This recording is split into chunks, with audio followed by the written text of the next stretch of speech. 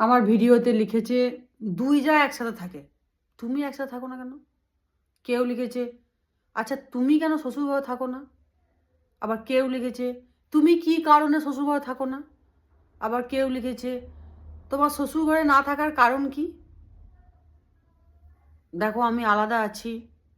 পৃথিবীর ৮ম আশ্চর্য ঘটনা। আলাদা হয়ে আমি আছি।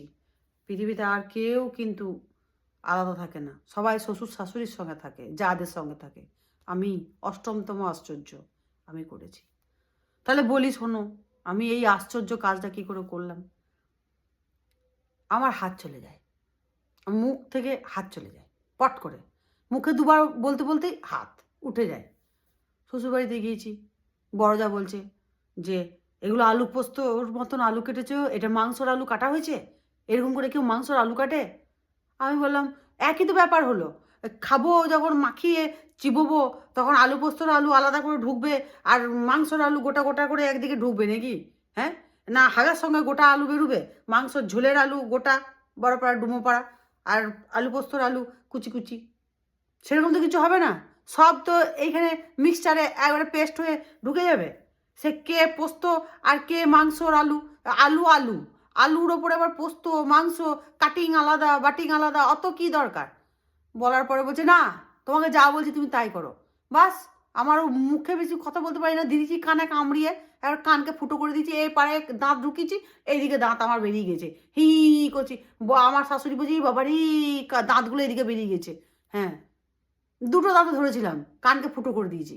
দাদা এসে ভাইকে বলছে এরকম বউকে ঘরে রাখা যাবে না, ওকে বার কর, ওকে বার কর বলে দিচ্ছি। ওইরকম আবার কি বউ? হ্যাঁ, বড় বউয়ের কান কামড়ে দিয়েছে, কান ফুটো করে দিয়েছে, ওকে রাখা যাবে না, বের কর। তারপরে আবার আমার বর হাতে পায়ে ধরে আমাকে রেখেছে।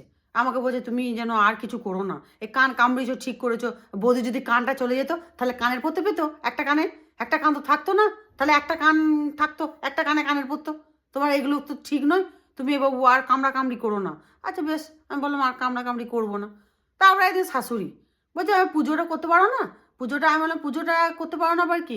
পুজোটা সন্ধে দিচ্ছ, তুমি কাপড় ছাড়বে না? আমি কাপড় ছাড়ার সঙ্গে কী আছে? ওই যে সন্ধে দেবো, তুমি সন্ধে দেবে কাপড় ছাড়বে না কেন? নিয়ে কাপড় ছাড়া নিয়ে অশান্তি। তাহলে বা সন্ধে দেবো কাপড় ছাড়ার কি সঙ্গে তো কোনো সম্পর্ক নাই। বলছে না, ভাত কাপড় তোমাকে ছাড়তে হবে না। আমি বললাম যে কাপড় ছাড়তে হবে মানে? ভাত কাপড় মানে? বলছে না ভাত কাপড় তোমাকে ছেড়ে দিতে হবে, কাপড়টা এঁটো, ভাত ভাত খেয়েছো তুমি। আমি বললাম আর আমার যে পেটে ভাতটা আছে তখনও তো হজম হয় না, ঢেকুর উঠছে, মাংসের ঝোলের ভাতের ঢেকুর ঢাও ঢাও করে ফালছি, ভাতের ঢেকুর উঠছে, আমার তো তখন হজম হয় না, আমার তো তখন ভাতটা তখন পেটেই আছে। ভাত শুধু পেটে নাই, ভাতও আছে, গুঁও আছে। হ্যাঁ, কিছুটা আগা হয়েছে আর কিছুটা আগা হয় নাই, আছে। রাত্রেবেলায় দুপুরবেলায় মনে হচ্ছিলো হাঁকবো, তারপর মনে হলো না বিকালবেলায় হাঁকবো, ওটাও তো আছে, ওটাও পেটে আছে। তাহলে ওই হাগা পেটে আছে আর কাপড় ছাড়ার সঙ্গে সং, শকুরির সঙ্গে সং, শকুরি তো অনেক ভালো জিনিস, হাগা পেটে আছে আমার। না, তোমাকে যা বলছি তুমি তাই শুনবে, তুমি বউ বউয়ের মতন থাকবে, তোমাকে যেতে বলে কাপড় ছাড়তে সন্ধ্যে দিতে বলেছি তুমি কাপড় ছেড়েই সন্ধ্যে দেবে। বাস, খেপে গেছি আমি। ২-৪ বার বলার পরে আমার মাথাটা গরম হয়ে গেছে।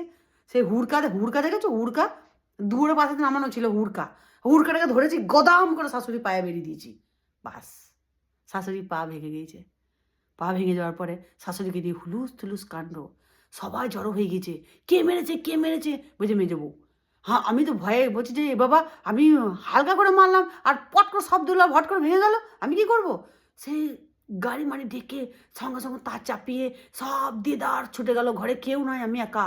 সবাই চলে গেল, সবাই চলে গেল। তারপরে শাশুড়িকে হসপিটালে ভর্তি করার পরে দাদা, তারপরে শ্বশুর, সবাই মিলে একজোট হয়ে গেল। বলছে যে না, এই বউকে ঘর থেকে বার করবো, এই বউকে নিয়ে ঘর করা যাবে না, এই সাংঘাতিক বউ, এ কামড়ে দিচ্ছে, কখনো হুড়কা দিয়ে পা ভেঙে দিচ্ছে, একে রাখা যাবে না, এ বের কর বের কর। তারপরে যেন বের করে দিল রাত্রেবেলাতে। কী করবো? সেই রাত্রেবেলাতে বের করে দিল কোনো রকম। মায়ের ঘরে মাও বলল যে না আর রাখা যাবে না, এ বিয়ে হওয়া মেয়ে, একে রাখলে মুশকিল আছে।